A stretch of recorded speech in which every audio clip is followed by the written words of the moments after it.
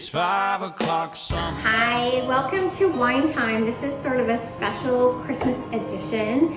I have my wonderful Grace with me, and she is going to show us how to make amaretti cookies. She has made them for me a few times, and they're so good. They're really addicting. Yes, and she promises that they're super easy to make. And so she's going to show you how to make those. And then, and this is sort of apropos, I'm actually going to make a cocktail. Cookies and cocktails. Cookies and cocktails, yeah, like who doesn't love that? But I actually came up with this. This is just a total concoction that I came up with at Thanksgiving, and it was in an effort to make a dry cider that I picked up taste a little bit better. So follow along as we stir, concoct, and yeah. Miss Grace, go for it. Yes, I will start us off. So, the first step when you're making amaretti cookies is to get 2 egg whites, and you're going to want to beat them with an electric beater until they are white and fluffy. They'll form kind of soft peaks. So we'll do that first. Hopefully I don't get any yolk in it, but I'm just going to take a smaller mixing bowl, and we'll just get, ooh, a little dicey, but I think we're going to get it. You're so brave to separate egg whites, like on camera? Yeah, because I know. I'm not. Do you want me to? Okay, Sorry. It's fine. It's fine. I'm just here to help. Just here to help. That's what bosses do. Okay, so now I am going to beat these until they're white and fluffy. It takes a little while, but all you need is one of these bad boys, and we're just going to do it on high speed.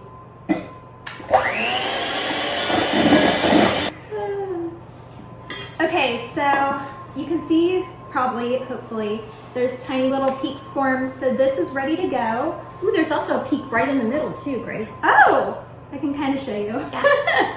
So I'm going to set this aside, and then I'm also going to work on my dry ingredients. So we have some super fine almond flour, and I'm going to do 2 1/4 cups of that, and then we're going to do 1 cup of granulated sugar and just a little pinch of salt. Very essential. It adds just the perfect amount. And I'm just going to add this all into this bowl. There's the pinch. You want to show them what the pinch looks like to you? Yeah, I mean, I don't know if you can see it. It's less than a 1/4 teaspoon. It's probably more like 1/8 of a teaspoon. Yeah. It actually just helps kind of accentuate the sweetness of them, which is really good.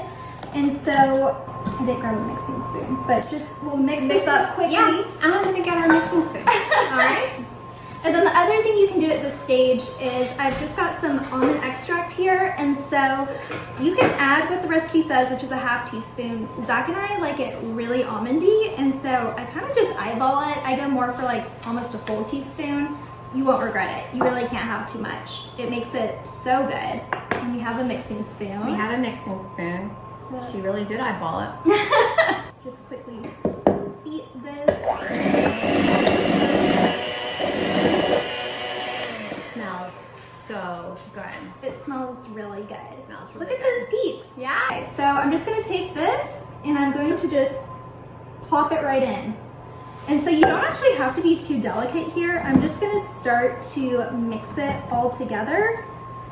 And it may seem like you don't have enough liquid in there, but it will come together. You just sort of have to work it a little bit. So I'll show you guys. It's a little bit crumbly looking, but it's really malleable in your hands, almost like clay. Wet in a way. sand? Yeah, it's like wet sand, like they always say in the cookbooks. Yeah. A wet sand consistency. Yeah. And so just make sure you get any excess egg white off of the spoon, because you do want any little bit of moisture you can have in there. Before you start shaping your cookies, you just want to get 2 baking sheets that can nest inside of one another, and either put parchment or silicone like this Silpack. And so we're just going to start rolling cookies, and we're going to use... I have a question. Yes. Why 2 cookie sheets nesting inside of each other? Okay, so I didn't actually heed the advice of the recipe originally, and you do want to do this step because it prevents the cookies from getting too brown on the bottom while they bake. And so that way, because they bake for like 23 minutes, and so it keeps them from getting too hard and crusty on the bottom. And then what I have here is a tablespoon measure. At home, I have a cookie scoop that I use a lot. they're about the same size. So about a tablespoon is what you want. And then here in this little Corone bowl, we have powdered sugar. And I'm just gonna scoop these out, roll them in my hands, and then plop them in there and get them coated in powdered sugar. I'm just gonna take this, roll it in my powdered sugar, shake off any excess, and then I'm just gonna put them on the baking sheet. Now I think it's me. So, cocktails. So, this is a cider I picked up at Whole Foods. It's called Trinity Dry Spell Apple Cider. And I got it, and I didn't really think that it was going to be so dry. But it's very dry. So I decided it would be fun after I tasted it at Thanksgiving. I rummaged around in my pantry and I had leftover some of my mulled wine mix, and we'll post that recipe. Yes, Yeah, you'll get recipes for all of this. But anyway, I thought, okay, it might be interesting to have that flavor profile because it's got cinnamon and allspice and cloves and all of that. So what I did was I took about 2 tablespoons. This is to make 2 cocktails. So I took about 2 tablespoons of my mulled wine mix and I dumped them into water. And this is about 1/4 of a cup of water. And so I'm just gonna mix it up really well. And what I'm going to do now is I'm going to zap this in the microwave just so the sugar will melt completely, but I don't want it to get like really hot either because then we're pouring this over ice, and so that would kind of dilute things a little bit. So I am going to rim these glasses with a little bit of my mulled wine mix. So you all know how to do that, I know. You just use a plate, shallow. Get there. I'm gonna go and wet my glasses a little bit. That smells so good. Well, right back at you. You should really be in this kitchen right now because it really does smell really good. It's very tempting. It is very tempting. It's definitely not the way that bartenders do it, but anyway, I just ran mine under the tap. But the rims are wet, and that's all that matters. So I'm just gonna give it a whirl here. Add some ice to the glasses. And I'm doing a lot of ice for myself and for Grace because we're actually doing this a little bit early in the day. Take the mulled wine and water mixture.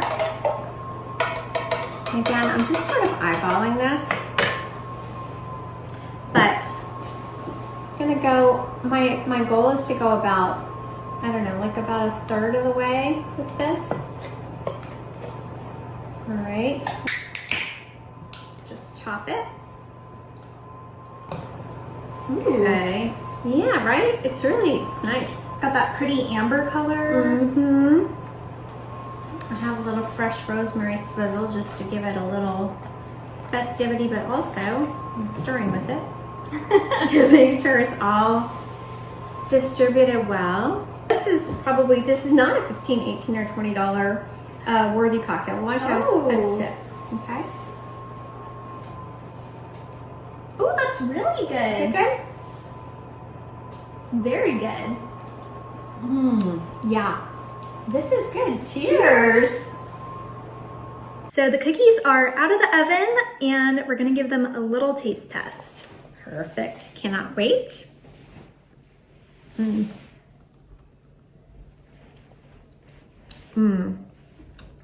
Really So soft. good. Yeah, really nice. Cheers, happy holidays. Happy holidays.